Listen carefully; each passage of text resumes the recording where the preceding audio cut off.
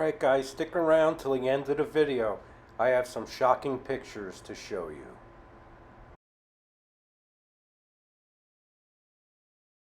The recruitment of men of color began in January of 1863 after the signing of the Emancipation Proclamation in September of 1862. Since they were not considered citizens at the time, men of color were offered citizenship if they fought for the Union Army. In May of 1863, the War Department established the United States Bureau of Colored Troops, known as the USCT, which also included Native Americans, Pacific Islanders, and Asian Americans.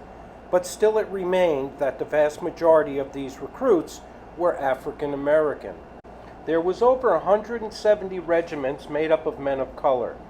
Regiments included infantry, light artillery, heavy artillery, engineering, and cavalry. In July of 1863, General Ulysses S. Grant praised the USCT after the Battle of Vicksburg, saying, "Negro troops are easier to preserve discipline among that of our white troops. All that had been tried fought bravely."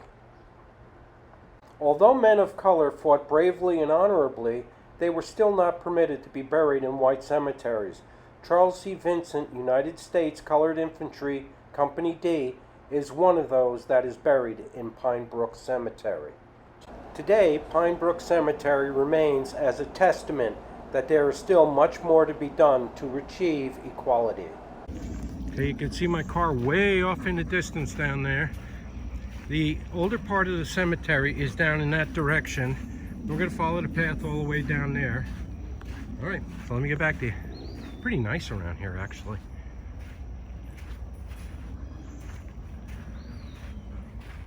Beautiful wooded area. I see some real good spots. Good hitting spots. All right, I'll get back to you. Okay guys, here we are at the oldest part of the cemetery.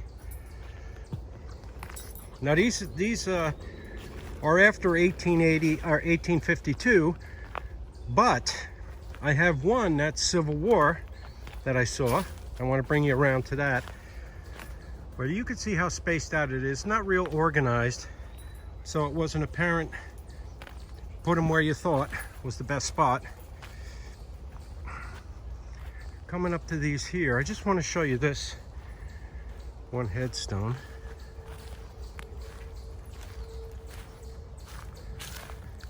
Right over here. That looks like a Civil War headstone. It says right there, U.S. veteran, and star. So that's definitely not World War I. That definitely has to be the Civil War or the Spanish-American War. There's 1847 to 1902. 1869 to 1879. How sad is that? 10 years old.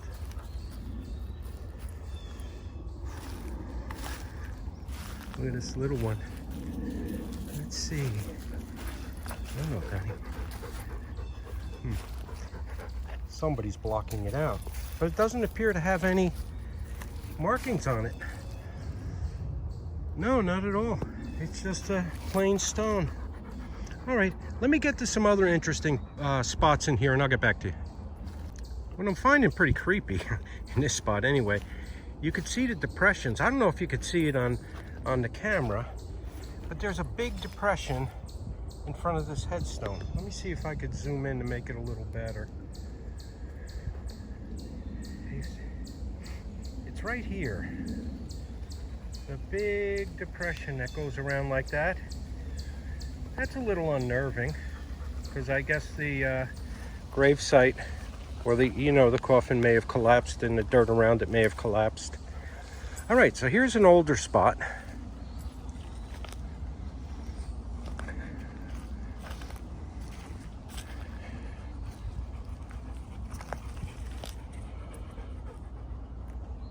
Oh boy. This little fellow was only 8 months old. And we have a little toady. Little toady. See the little toady?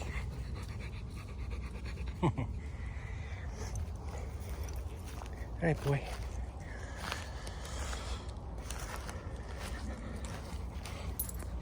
(1862).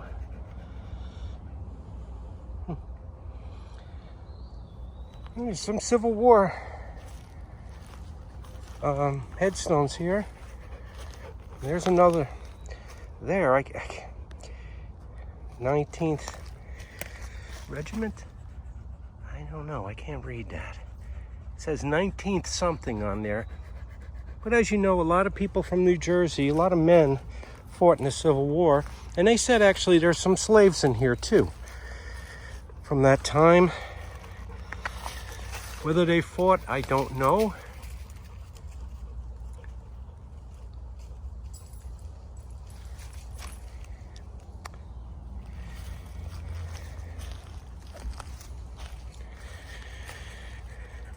All right. 1878 to 2 years old. Oh no, I'm sorry, 13 years old, 2 months and 15 days, it says on there. Oh boy. Interesting. I don't know what that's made of because it glistens sometimes. I don't know if you can see that.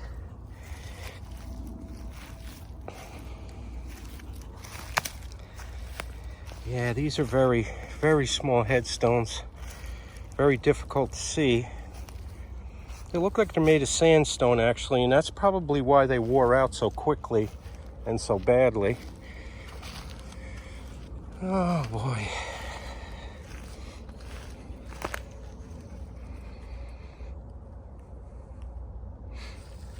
Yeah, it's too hard for me to read. This one. He died on October 1880.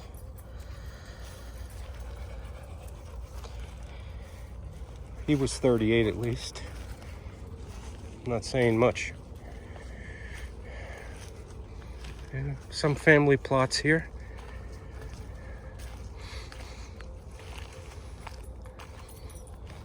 Three family plots. You see the indentations right by that flag?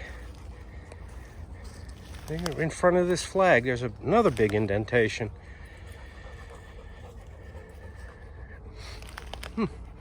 Seem to be a lot of them. I don't know if trees fell down or what. Yeah, they're decaying quite a bit. You see these headstones. There's a little one here. The American flags, I guess, are to mark the headstones. Would be my guess.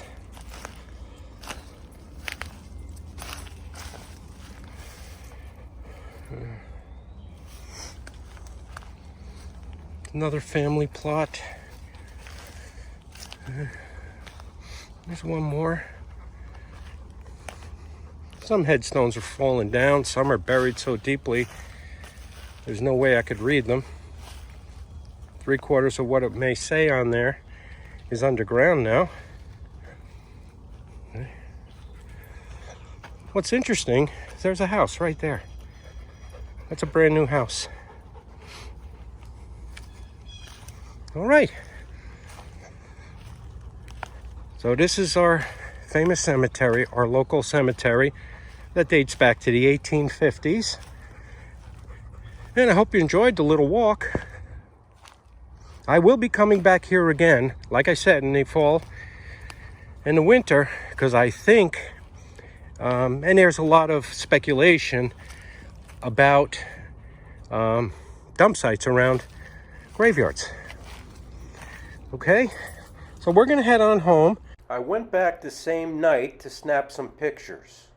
After reviewing the photos in finite detail, what I found was astounding. Please note that all three pictures are taken in the same general direction. Please use these branches on the ground as a general marker for the rest of the pictures. As I was shooting photos in rapid succession, an orb appeared. It was not noticeable to the naked eye. Seconds later, I captured a full-bodied apparition of a child. Here is the apparition enlarged. The arms, the legs, and the body are clearly visible. Is there a connection between the orb and the full-bodied apparition? My experiences tell me they are connected.